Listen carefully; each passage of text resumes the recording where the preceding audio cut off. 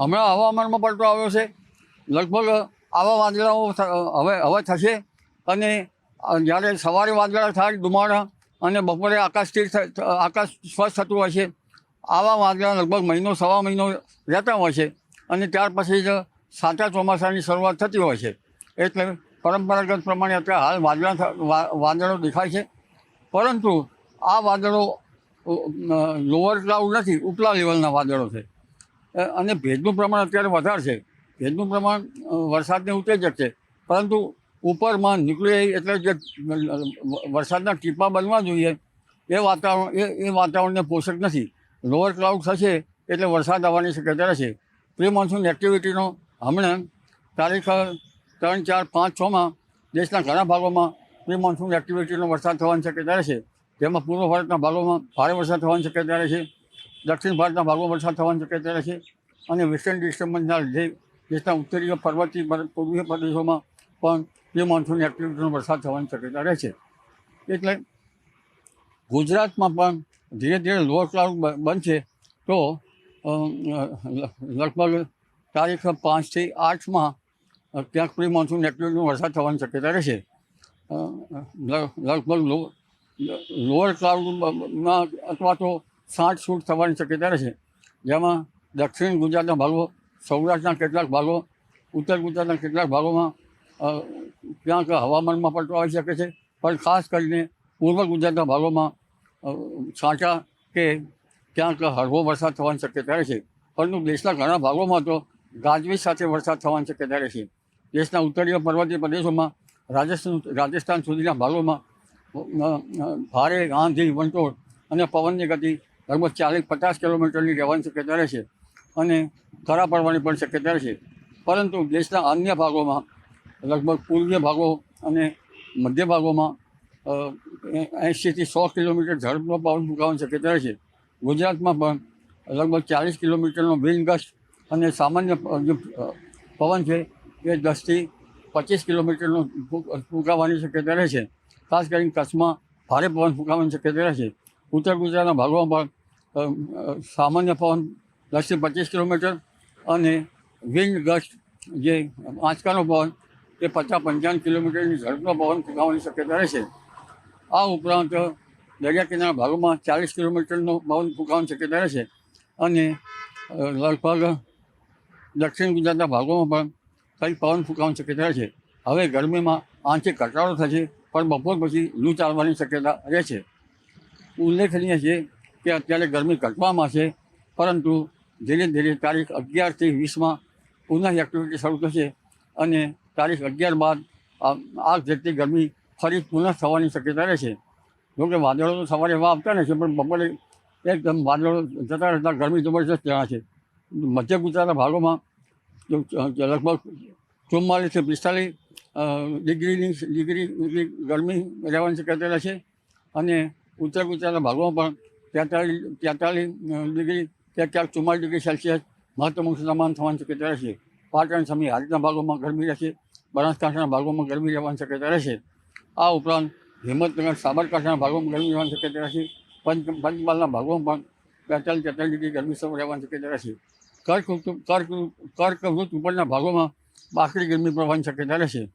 દરિયા કિનારાના ભાગોમાં લગભગ 34 ડિગ્રી સેલ્સિયસ પશ્ચિમ સૌરાષ્ટ્રના ભાગોમાં અને દક્ષિણ ગુજરાતના ભાગોમાં 34 ડિગ્રી સેલ્સિયસ આસપાસ મહત્તમ ઉષ્ણતામાન રહેવાની શક્યતા રહેશે. ઉત્તર સૌરાષ્ટ્રના ભાગોમાં મહત્તમ ઉષ્ણતામાન 42 ડિગ્રી ક્યાંક 43 ડિગ્રી અને કચ્છના ભાગમાં 41 ડિગ્રી સેલ્સિયસ પર મહત્તમ ઉષ્ણતામાન રહેવાની શક્યતા રહેશે. જૂનાગઢના ભાગોમાં પણ 41 ડિગ્રી સેલ્સિયસ મહત્તમ ઉષ્ણતામાન રહેવાની શક્યતા રહેશે. ઉપર જઈ શકે અને અમરેલીના ભાગો પર ગરમી રહેવાની શક્યતા રહેશે. પરંતુ ધીરે ધીરે પુનઃ પ્રી મોન્સૂન એક્ટિવિટી શરૂ થવાની શક્યતા રહેશે. એટલે ગરમી વચ્ચે તારીખ 15 થી 18માં પ્રી મોન્સૂન એક્ટિવિટીનો વરસાદ થવાની શક્યતા રહેશે. આ ઉપરાંત 23 તારીખે પણ પ્રી મોન્સૂન એક્ટિવિટીનો વરસાદ થવાની શક્યતા રહેશે. હાલ અલ નીનોની રાશિ છે અને લગભગ 149 વર્ષનો રેકર્ડ તોડ ગરમી પડે તેવી શક્યતા છે. પરંતુ તે આ અંગે જોવા જઈએ તો 1912માં ડીસા જાણે ભઠ્ઠીમાં શેકાઈ ગયું હોય તેવી ગરમી પડી હતી અને 50 ડિગ્રી જેવી ગરમી પડવામાં હતી. લગભગ અમદાવાદના ભાગો પણ 47 ડિગ્રી સેલ્સિયસ ઉપર અને ભુજના ભાગોમાં પણ 47 ડિગ્રી સેલ્સિયસ પર ગરમી પડવામાં હતી. એટલે આગલા ગરમીમાં રેકોર્ડ તો છે, પણ 149 વર્ષના પહેલાં જે ગરમી પડી હતી અને આખરી ગરમીમાંથી આબાલવૃદ્ધને અસર કરી એવી સખ્ત ગરમી પડવાની શક્યતા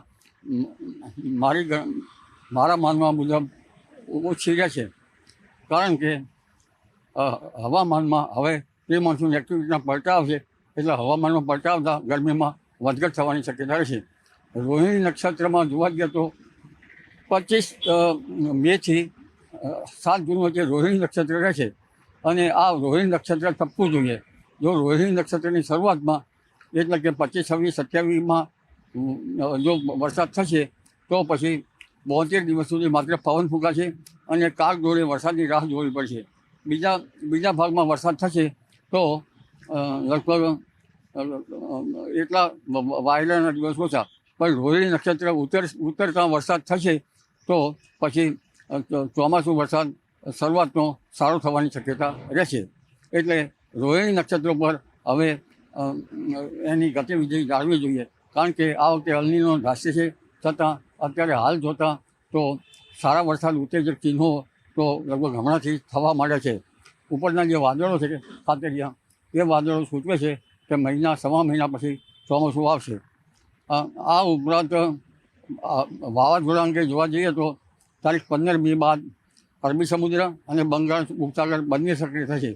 15 મેથી 25 મે વચ્ચે બંગાળ ઉપસાગરમાં અને જૂનની શરૂઆત સુધીમાં બંગાળ ઉપસાગરમાં ખતરનાક વાવાઝોડા થવાની શક્યતા રહેશે. 12 મેથી 18 મેમાં આંદોમાન નિકોબાર ટાપુ ઉપર વરસાદ થવાની શક્યતા રહેશે.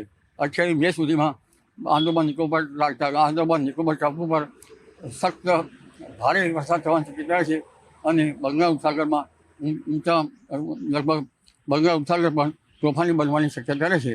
25 મે આસપાસ કેરળ કાંઠે ચોમાસું પહોંચવાની શક્યતા રહે, પરંતુ તે ચોમાસું પહોંચ્યું અથવા ન પહોંચ્યું તેની નોંધ તો હવામાન ખાતું કરી શકે.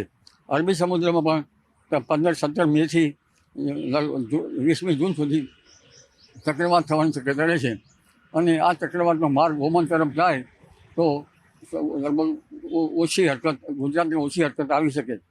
પરંતુ જો ભારે વરસાદ ચક્રવાતના કારણે થઈ જાય તો બીજા વરસાદ અંગે રાહ જોવી પડે. એટલે હવે ધીરે ધીરે વરસાદ અંગેના પોષક ચિહ્નો થઈ રહ્યા છે.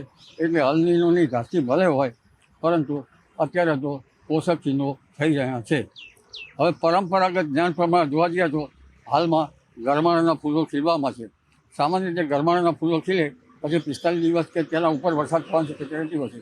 એટલે 11થી 20 મે વચ્ચે કે 23 મે વચ્ચે ધીરે ધીરે વરસાદ થવાની શક્યતા રહે છે પ્રી મોન્સૂન એક્ટિવિટીનો. અને 8મી જૂને દરિયામાં પવન બદલાશે અને 15મી જૂન સુધી વૃક્ષી નક્ષત્રમાં જો ચિહ્નો પોષક હશે તો વરસાદ થવાની શક્યતા રહેશે. એટલે હવે હાલ તો વરસાદ ચિહ્નો બની રહ્યા છે.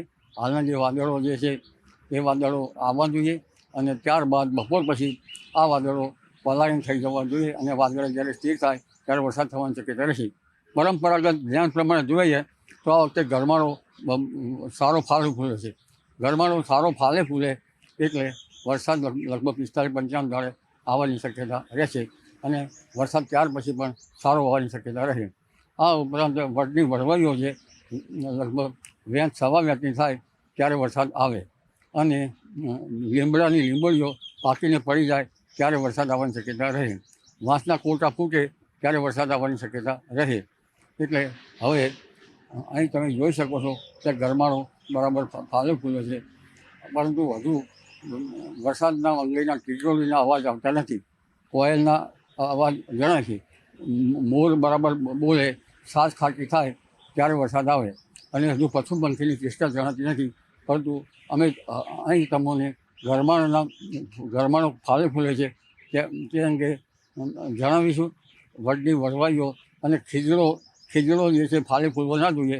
ખીજડાના પાન ગળી જાય તો સારો વરસાદ આવવાની શક્યતા રહેશે.